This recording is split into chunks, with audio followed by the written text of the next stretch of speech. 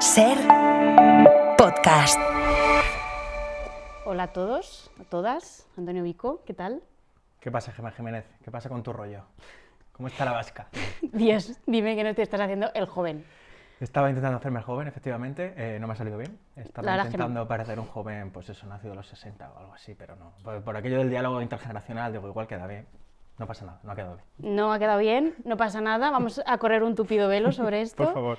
Has desvelado ya un poco el tema de este episodio, que es ser joven. Podría parecer un programa de la SER. Ser joven. Pero no. No lo es. Hoy lo que queremos hacer es revisar un poco cómo era la juventud de hace 50, 60, 70 años y compararla un poco con la de ahora, a ver si nos parecemos, si no. Porque claro, ha cambiado mucho la cosa, la verdad. Ha cambiado mucho la cosa, hay que tener en cuenta que, por supuesto, en la inmediata posguerra, cuando Franco gana la guerra y cuando empieza a mandar en este país, sobre todo el principal problema es que se pasaba hambre. O sea, la posguerra, evidentemente, ya lo venimos hablando en varios episodios, fue dura en ese sentido para todo el mundo, también para los jóvenes. Sí. Pero es que ser joven durante esos 40 o casi 40 años de franquismo, en general, fue siempre muy difícil, porque al fin y al cabo vivir en un país en el que no existen las libertades civiles más básicas que entendemos ahora, pues no te hace ser fácil ser joven ni ser nada. No, y que, o sea, ejemplos tan tontos, ¿no? Como puede ser la música extranjera apenas llegaba a España, la que llegaba era con cuentagotas, muy revisada,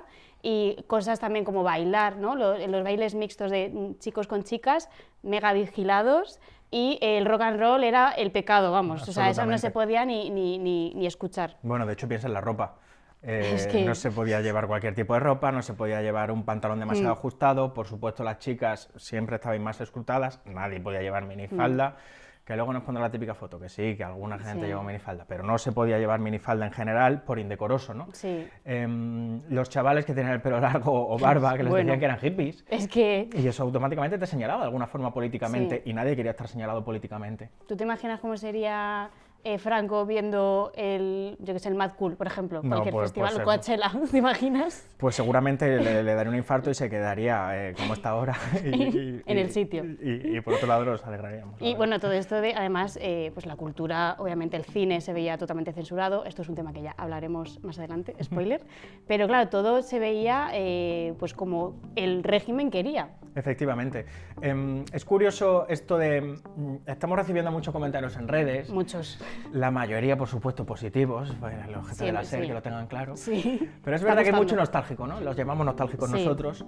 Y nos hacen el típico comentario, pues yo me acuerdo que mi prima en el año 71 llevaba una minifalda. O yo me acuerdo que fui a un concierto en el año 64 y... Claro. Es verdad, José Luis, eso. Pasó. No digo que sea mentira, es verdad. Pero es verdad también que el régimen, para intentar sobrevivir, sobre todo en los últimos años, y tal y como estaban las cosas en el resto del mundo, fue suavizando algunas de sus posturas más radicales y fue dejando que efectivamente se hicieran algunas cosas. Eso no significa que sea mentira lo que contamos. No, y que hubiera libertad absoluta, porque en ningún caso. Y bueno, volviendo al tema de la juventud, o sea, imagínate que no sé, la juventud, o sea, los chavales no se podían juntar entre ellos. Si lo hacían era a través de la Falange, que era el partido único, los chicos por un lado, las chicas por otro. O sea, lo que le viene siendo la juventud de ahora creo que nos choca mucho. Sí, la verdad que el panorama era desolador. Hoy vamos a hablar mucho de cultura, pero sobre todo vamos a hablar de cómo era ser joven durante la dictadura y cuánto hemos avanzado, por suerte, durante todos estos años. Así que empezamos hoy con esto, con Franco. No pasaba.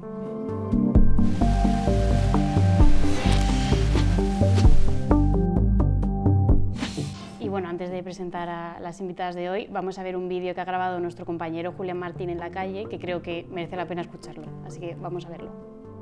Entiendo que obviamente sí somos bastante más libres. Sí es verdad que cada época tiene un poco sus complicaciones y al final nosotros, al vivir nuestras propias complicaciones, tendemos a tirarlas hacia afuera y a expresarlas, pero al final, obviamente, la comparativa, nosotros entiendo que somos bastante más libres. Por ejemplo, a nivel de la capacidad de estudiar estudios superiores, creo que hay mucha más accesibilidad y simplemente el hecho de poder estudiar luego ya te abre muchas puertas. Y luego en temas sociales, tipo feminismo, racismo, homofobia, aunque falte, también se ha avanzado respecto a, hombre, en comparación a la dictadura de Franco sobre todo, pero en comparación ya a los años 80-90 también se ha avanzado mucho, y luego la visibilidad que hay en redes, en series y todo también. Juzgar, o prejuzgar en este caso, es bastante malo, pero entiendo que también tenemos que tener algún tipo de forma de control. Entonces, no lo veo mal, pero tampoco lo veo bien. No tengo mucho pensamiento al respecto, pero sí es verdad que entiendo que necesitamos una forma de poder, sobre todo cuando vemos algo que no esté bien, sobre todo en los cuerpos de protección del Estado, pues tengan esa capacidad de a lo mejor poder identificar a alguien. Quizás no es lo más socialmente aceptado, lo más ético, pero entiendo que a nivel de protección pues tiene su lógica. Aunque ahora también lo hacen, lo siguen haciendo, pero ahora está claro que menos. Yo creo que ven a un hombre durante la dictadura, ven a alguien vestido de mujer y vamos, no dura ni 5 minutos en la calle cuando está en el cuartelillo pegándole porrazos. A ver, en algunas sociedades ya pasa, en plan, en Estados Unidos pasa. O sea, yo creo que si has nacido en ese país, pues ya estás acostumbrado a que lo impongan ahora así de repente, pues sería un poco raro al principio, yo creo. A ver, es que yo creo que igual justo a nosotras no nos afectaría mucho porque no pertenecemos como a ningún colectivo minoritario. O sea, o por lo menos así, de primeras, no aparentamos salirnos de la norma, entonces igual, pues que me pidan el DNI, pues me da igual. Ahora bien, que todo el rato se lo pidan a la misma persona, que es justo el que destaca dentro del grupo y tal, pues ahí ya sería una situación bastante incómoda. Pues vamos a saludar, si te parece, Gemma, ya a nuestras dos invitadas de hoy. Sí. Asunta Serna, ¿qué tal? ¿Cómo estás? Muy bien, estamos muy Es bien. una de las actrices de nuestro país más reconocidas, de las que más ha trabajado también internacionalmente. Una de las primeras, tengo entendido, en formar parte de la Academia de Cine de Hollywood. Sí, eso fue en el 93, me parece que fue exactamente, sí, después de En Cadena de Deseo, que fue una película americana, que fue la primera que hice allí, y a través también del Maestro de Esgrima, que fue entrada del Oscar ese año. Ha trabajado además en decenas de series de televisión, Falcon Crest, Los Borgia. Estarás un poco harta de que siempre se mencionen esas, pero es verdad que son muy Es lo que la míticas. gente conoce, sí, sí. Y para la gente más joven que nos esté viendo, también en Aquí no hay quien viva, por cierto, eso fue años Sí. después. En más de 100 películas. Desde hace unos años te dedicas también mucho al tema de la formación actoral y nos parece muy interesante, también tendremos tiempo para hablarlo. Gracias en cualquier caso por acompañarnos hoy. Gracias a vosotros, pero hay mucho que hablar, o sea que no vamos a tener tiempo de hablar de todo. Eso nos pasa con todos, la verdad. Y Lucía Carnero, ¿qué tal? ¿Cómo estás? Buenas, pues muy bien. Bienvenida. Muy contenta de estar aquí. Bueno, un poco me impone, pero bueno. Nada, que estamos todos igual. Sí, ¿verdad? Vale. A ti te conocemos sobre todo de las redes sociales, de TikTok, donde tu nombre es Lu Antimorbo. Te defines como mocatriz, modelo, cantante y actriz. Y bueno, en redes lo que haces sobre todo es reivindicar un poco la vida que se nos está poniendo un poquito difícil a todas, pero bueno, lo haces con mucho humor, la verdad, así que nos rimos mucho. Ay, Nos muchas parecemos gracias. contigo. Sí, ¿no? Así que muchas gracias por venir Nada, también. a vosotros. Te voy a seguir, Ay, pues sígueme, joder, no me digas. pero me has de seguir tú a mí también. Hombre, claro, Vale. por Un supuesto. follow mutuo de Claro. las dos.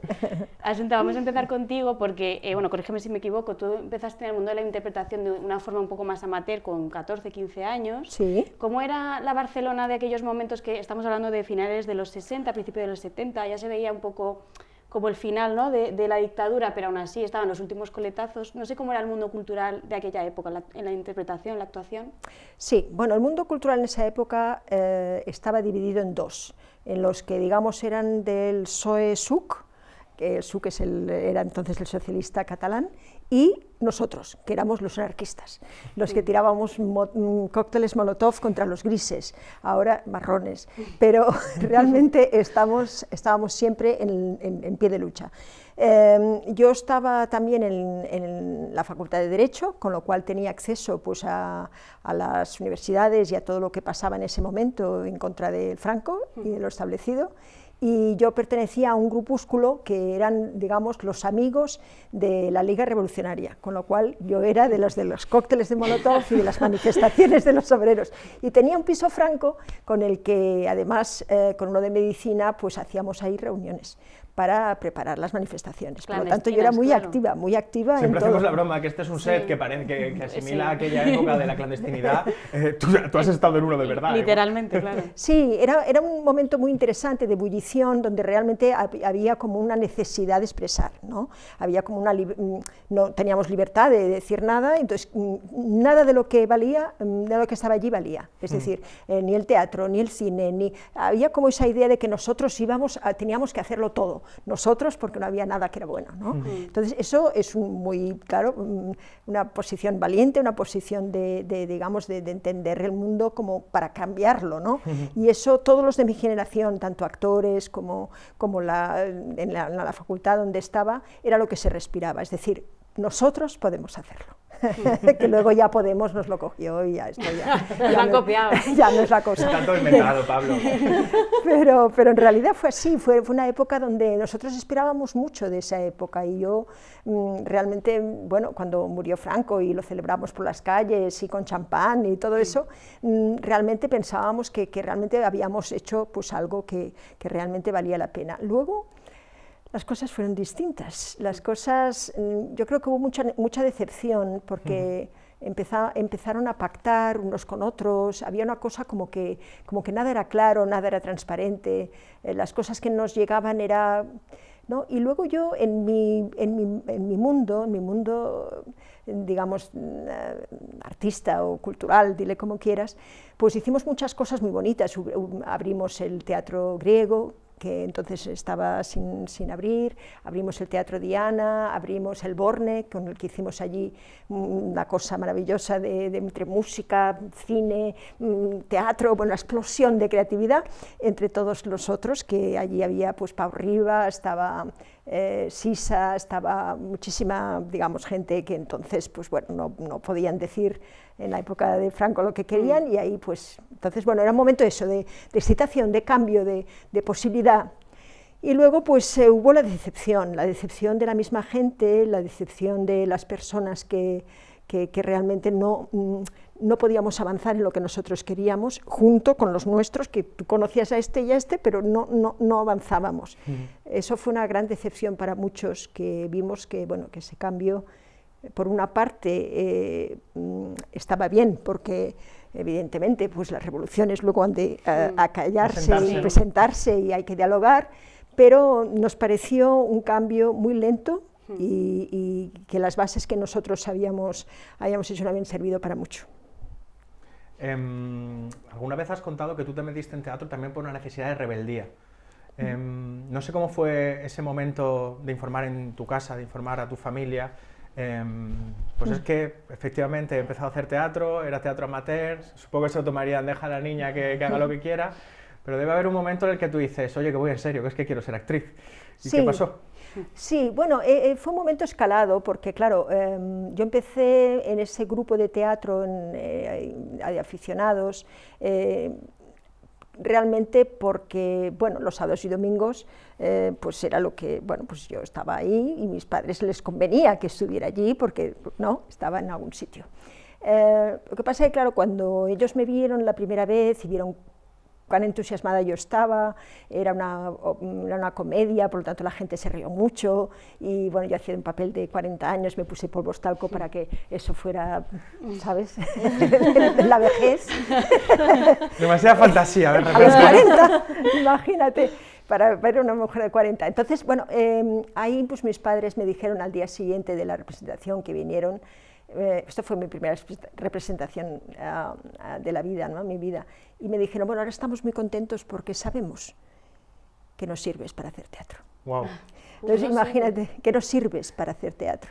Ay. Entonces, eso fue realmente un golpe de eso de decir, bueno, eso ya ¿no? lo veremos.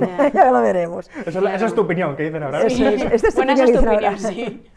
Entonces, bueno, ahí pues claro, yo había firmado hace ya como, hacía pues no sé, unos 3 o 4 años con mi padre un pacto, que era que yo estudiaba Derecho y que él me dejaba hacer teatro. Entonces, después eso fue, claro, al final pues ganó la verdad del teatro en vez de la mentira del derecho, porque al final pues me di cuenta que casi todos los que estaban allí lo hacían porque su padre, su abuelo era notario, pero ninguno tenía la vocación para hacerlo. Con lo cual pues me dediqué a aquello que había pues una realmente necesidad de expresar, que era lo que yo pues más había vivido, y entonces ahí después vino la orgía y ahí así que fue el final de la relación con mis padres. De hecho, por 15 te quería años. sacar ese Sí, tema justo. porque tú tus primeros trabajos los firmas con tu apellido paterno, Rodés. Sí. Sin embargo, todos te conocemos como Asunta Serna. Sí. ¿Cuándo cambió el orden de los apellidos o cuándo se puso el segundo al primero? Pues sí, el orden del producto cambió enseguida, pero digamos la piedra de toque fue la película La orgía, que hicimos entre todos como muy, digamos, una necesidad también de expresar lo que pasaba dentro del Instituto del Teatro. ¿78 hablamos?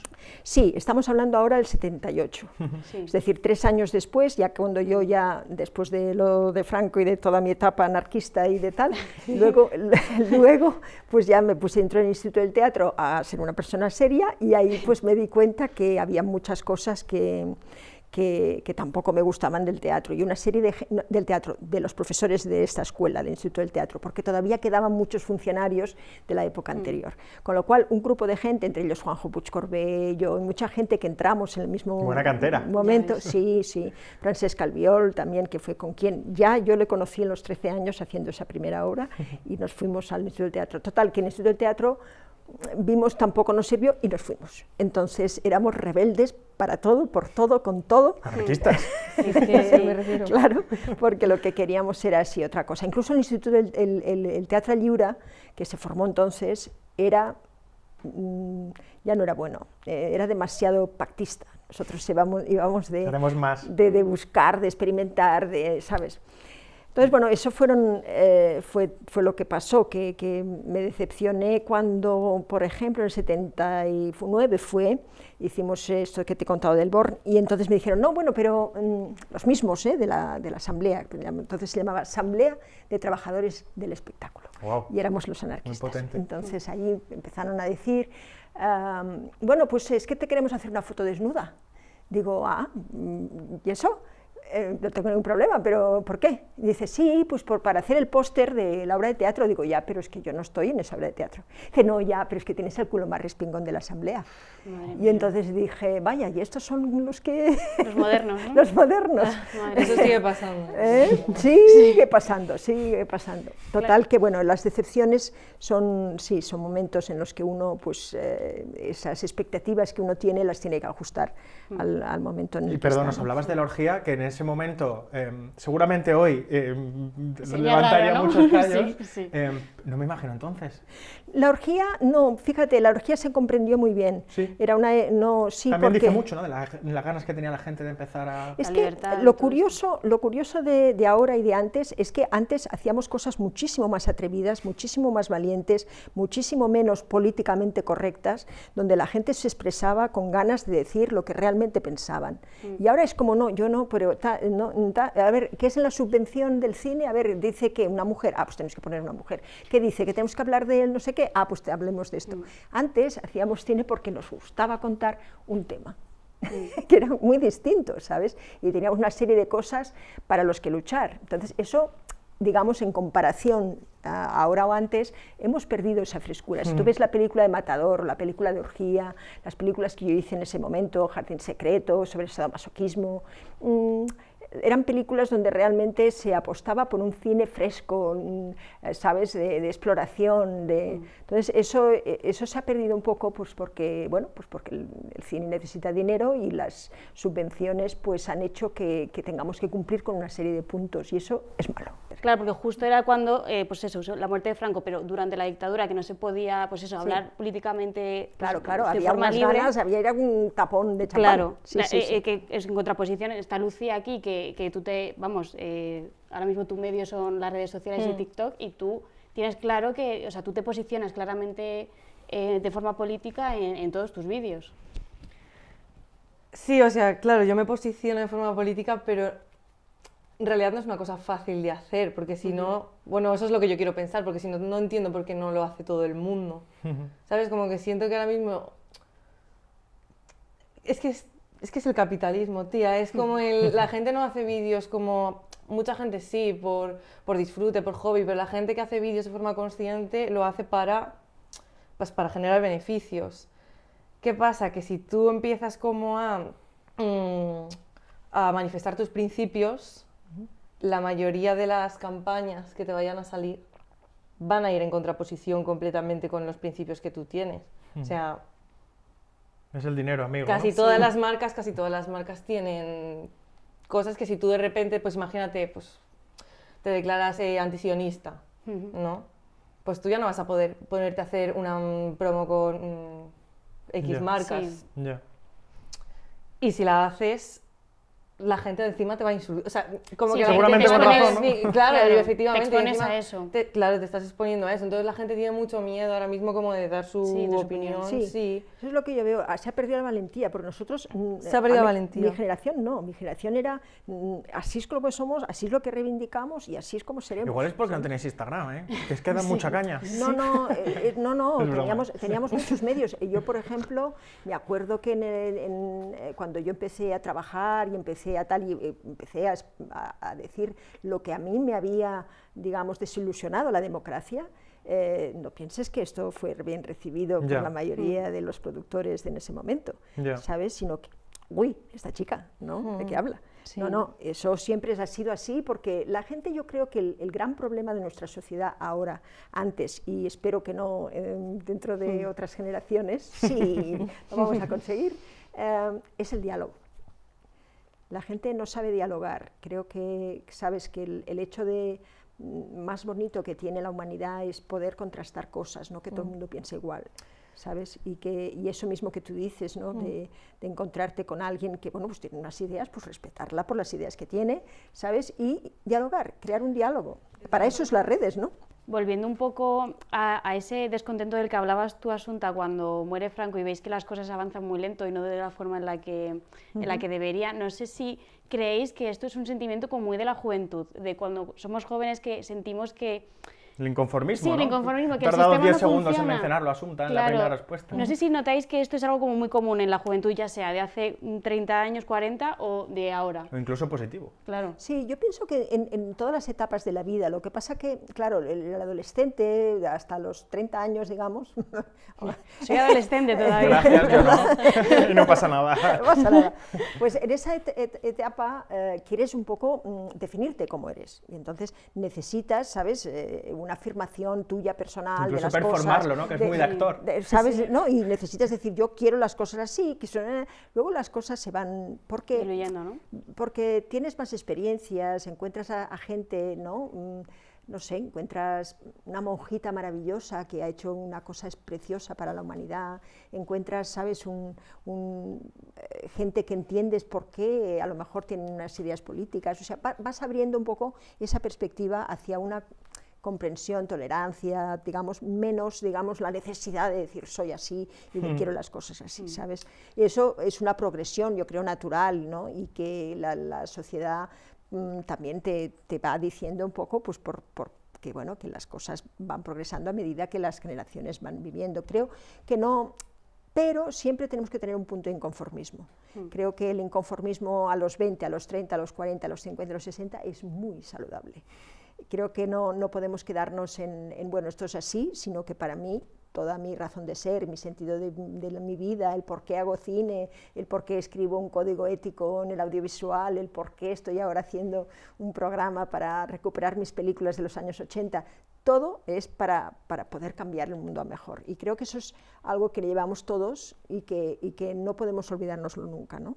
Ser un poco inconformistas. No sé si tienes la también. sensación, Lucía, voy a decir que nuestra generación, no somos de la No, misma hombre, edad, por pero supuesto. casi, ¿no? Pero Sí, casi. somos de la misma edad. Tú y Un yo poco somos nuestra lo mismo. generación tenemos ese punto mucho más individualista, que nos hace más difícil quizá pensar en colectivo, pero es verdad que también cada uno podemos aportar nuestro granito de arena, ¿no? Pues puede ser con un vídeo de humor, puede ser haciendo un podcast para que la gente piense un poco sobre cuántas cosas han mejorado en este país, aunque queden muchas para mejorar. Quiero decir que en ese sentido estoy bastante de acuerdo también con lo que dice Asunta, no sé si tú también. Desde la cultura, desde los medios de comunicación, los actores, los periodistas, los directores, podemos aportar nuestro granito de arena, ¿no? Y en el fondo pensar, igual podemos hacer un mundo mejor, ¿no? Sí, ojalá. A ver, yo creo que sí, yo creo que tú, al final, como la capacidad que te da a ti, como subir un vídeo, como con un discurso, en mi opinión, guay, como que pueda llegar a mucha gente es una cosa muy positiva. También creo que es que estamos... Claro, es que yo te escucho a ti hablar, hablas con una... También a lo mejor es porque yo soy mucho más joven que tú, ¿no? Pero como hablas con una templanza de las cosas y como... Y yo sí que siento que como nuestra generación... Gracias. Siento que estamos súper sobreestimulados, que igual que uno pone su granito de arena por un lado, otro pone otro y otro se contradice y de repente estamos todos como peleándonos a lo tonto, que en eso te doy la razón. Y siento que hay como tanta información positiva y negativa, todo el rato nos llega... Que ya no es como que tú te estás leyendo el periódico, es que una noticia cambia a los 20 minutos, ¿sabes? Entonces es como que es muy complicado para mí como tener como una organización, ¿sabes? Entre todos y como decir, a ver, ¿cómo podemos juntarnos y hablar? Bonito, igual soy súper negativa. No, eso para mí es súper positivo. O sea, el hecho de que tú tengas una información, cualquiera que sea, de 50 maneras distintas y que te llegue de maneras distintas por gente que comente, por gente que tal, es una riqueza impresionante. Piensa que antes teníamos solo los periódicos de izquierda y los periódicos de derecha. Entonces, ¿sabes? Nos perdíamos en dos solamente puntos de vista. También es el formato en el que te llega, ¿no? Porque no es lo mismo como de repente sentarte a leer o incluso formato vídeo, pero ponerte a ver un vídeo de media hora que al final como la información que tú recibes es información de 20 segundos. Sí. Entonces es como de repente Sí, cognitivamente... pero es curioso porque hablamos mucho de esto, ¿sabes? De las redes siendo muy rápidas, pero luego los vídeos que se ven más son de personas que están 1, 2 horas y 3 horas de entrevistas. Los Joe Rogan, ¿sabes? O sea, hablamos mucho de esta inmediatez, pero en realidad la gente se queda a ver una cosa que le interesa durante 2 horas, ¿me entiendes? O sea, no todo lo tenemos que hacer de 20 segundos. Sí, igual tenemos ahí que hacer lo que tú decías, ¿no? Cada uno, aunque sea individualmente, pero poner nuestro granito de arena y decir, oye, pues si me gustan las películas de 2 horas y 20, ¿qué pasa, no? Las voy a ver también, ¿no? No solo voy a ver TikToks de Hay películas buenísimas de 2 horas y 20 y otras que son un coñazo, claro. Hay que saber escoger. Claro. Hay que filtrar ahí de alguna forma. Hay que saber. Por eso es muy interesante el tener las redes sociales, ¿no? El que haya gente que sean referentes, a lo mejor de cosas que dices, uy, pues tienes razón, anda, pues no había pensado, le voy a seguir a este. Y, ay, caramba, esto que me dice está bien. Ah, no, esto no estoy de acuerdo. Oye, que no estoy de acuerdo con... Esto es maravilloso, antes no lo teníamos, ¿sabes? Yo me acuerdo al principio cuando quería ser actriz, que claro, decía yo, claro, pero si no me conocen, ¿cómo me van a llamar? Pero ¿cómo hago yo para que me conozcan? ¿Sabes? Porque yo era muy buena actriz, claro, ya pensaba como tú, que claro, y entonces, pues, claro, había hecho ya el Instituto del Teatro, había hecho cosas, había hecho mis pinitos en Barcelona, y cuando llegué aquí digo, pero claro, como esta inmensidad de Madrid, ¿sabes dónde voy a ir? ¿Dónde me van a conocer a mí? Y ahora es maravilloso. Yo ahora con mis alumnos de gestión de la carrera, los que tengo un programa que es de gestión de la carrera para actores que empiezan, o para recuperar a aquellos que quieren también cambiar un poco su orientación de la carrera. Y les digo, ahora es maravilloso, puedes estudiar exactamente qué es todo de una persona. O sea, te gusta, yo qué sé, o Juanma Bajoyoa, para decirte un director, o Rodrigo Cortés, y le puedes ver en cantidad de vídeos, en estudiarle profundamente y decir, con este me gustaría trabajar, y a por él. Nosotros antes no teníamos esta información. Decías, ¿sabes? Ibas a productoras y decías, Matas, ¿quién es Matas? Y no, ¿quién es Matas? ¿Quién es Matas? ¿Y dónde lo buscas? Sí, claro. Pero lo oías, ¿sabes? Lo oías por los pasillos, por los sitios, por los estrenos. Matas está preparando. Matas. Y ahora, Matas, hombre, Matas, admiro muchísimo tu trabajo. La verdad es que me apoyó mucho Matas. Pero bueno, cuando le conocí, después de, ¿sabes? Justo te quería preguntar, Asunta, hoy al fin y al cabo estamos hablando, es un poco la percha, la juventud. Tú has trabajado mucho por dignificar la carrera de los actores y actrices, pero también has trabajado mucho, y lo has mencionado, ayudando a formar a nuevos actores y actrices. Y eso me lleva a preguntarte, ya que hablamos hoy de juventud, ¿qué te aporta a ti la gente joven? ¿Te gusta trabajar con la gente joven y qué te aportan? Me encanta. No, a ver, es mi fuente de inspiración, es mi contacto con lo que está pasando ahora realmente en una generación que ya no es la mía. O sea, la información que yo recibo de ellos es maravillosa porque entiendo mucho más, ¿sabes?, cómo está este mundo, y yo nunca me he sentido, ¿sabes?, alejada de... Bueno, empecé las redes desde que estaba en Los Ángeles, ¿sabes?, y mi primer ordenador Mac pues fue en el año 92, me parece. Quiero decirte que yo siempre he sido muy de eso, de pionera en muchas cosas, y esa también ha sido, las redes para mí mí han sido una gran ventana al futuro, ¿no? Y la gente joven, para mí, pues es eso, es un poco entender, y veo que hay muchas cosas que tendríamos que haber avanzado más y que no estamos avanzando, ¿sabes? Por ejemplo, el diálogo entre la gente, ¿no? Nos perdemos para dialogar, no escuchamos. Yo es que quería aprovechar, no te hemos preguntado a ti, Lucía, ¿qué te dijeron tus padres cuando les dijiste que querías ser actriz? Para ver si ha cambiado mucho la perspectiva. Son dos ejemplos, pero bueno, no sabemos. A ver, mis padres... A ver, yo es que he tenido suerte, mis padres, bien. O sea, al principio sí que fue como, venga, una carrera de verdad, no sé qué. O sea, la carrera de verdad y luego el plan B, Pero ¿no? es que mi carrera de verdad, atenta, fue comunicación audiovisual. O sea, me refiero que tampoco, y la dejé en segundo, porque... Y luego les dije, en plan, quiero dejar la carrera, me quiero meter a estudiar teatro. Y me dijeron, a lo mejor es que no quieres estudiar. Entonces me saqué como el cuatri y ya la dejé después de haber hecho los exámenes con orgullo. Pero por mi parte bien, o sea, mi hermana, por ejemplo, es bailarina de ballet. O sea, ¿Tus padres qué eran? ¿Tienen algún...? ¿Qué profesión tenían tus pues padres? mi madre es psicóloga, bueno, en ese momento no trabajaba, ahora ha vuelto a trabajar, y mi padre de mantenimiento trabaja. Ya. No, es que influye mucho, ¿sabes? Si es algo que ellos están en contacto con el exterior, que sabes que tienen, o personas pues que no, mi padre, por ejemplo, ingeniero industrial, pues eran 2 y 2, 4 y no les sacabas de ahí, ¿no? Cuadriculado es poco. Ingeniero, claro, 100%. entonces, claro, esto depende mucho de donde te toque, porque al final esto es como la lotería, ¿no? Te tocan los padres y te los... No, mis padres majísimos. Sí, maravilloso. Como tenemos que ir ya terminando... Qué pena, ¿ves cómo es corto esto? Sí, es súper corto. Genial. Pues una última pregunta que solemos hacer siempre a todas las personas que vienen es, y que el nombre de este podcast es Esto con Franco no pasaba, no sé qué pensáis o qué mensaje tenéis, o pues vuestra opinión al fin y al cabo de todas esas personas que siempre decimos jóvenes, pero en realidad hay de todo, tanto jóvenes como personas mayores, efectivamente, que dicen que es que con Franco se vivía mejor.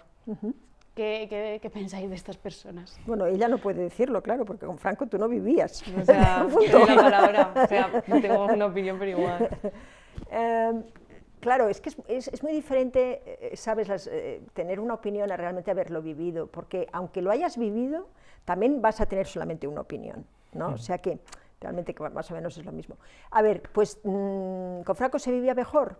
Bueno, supongo que quien vivía bien con Franco, pues claro, se encontrará pues que a lo mejor ahora está un poco en contracorriente, vamos a llamarlo así. Los nostálgicos. Aquí lo llamamos nostálgicos, sí. Sí, exacto. De la contracorriente, pues lo que haces es pues, muchas veces aciertas en cosas y en otras cosas no, ¿eh? Porque esa rebeldía de la que hablábamos y tal, a mí también me pasó factura a los 40, porque al final yo no sabía si quería hacerlo de actriz porque realmente me gustaba o por que mi padre, por rebeldía por mi padre, ¿sabes? O sea que hay que tener siempre mucho cuidado en eso. Con Franco se vivía mejor.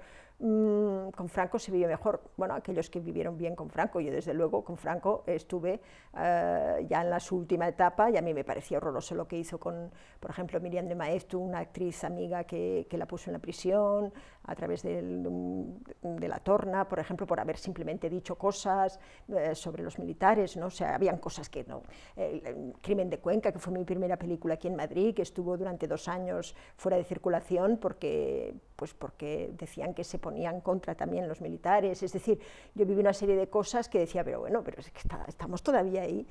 Yo, como además sabía lenguas entre el francés y el inglés, y en Cataluña pues se ponía mucho la radio francesa en la época de la resistencia, entonces claro, para mí era como, pero qué atrasados estamos, pero no haremos nunca nada en este país, pero qué mal, ¿sabes? Para mí eso siempre ha sido el hecho de yo tener esa carrera internacional, porque siempre, ¿sabes? Me ha parecido que España íbamos atrás de muchas cosas, ¿no? Entonces, yo creo que si nos hubiéramos quedado ahora con Franco, no es que viviríamos mejor, es que viviríamos absolutamente, o sea, como la República Bananera de, vamos, no.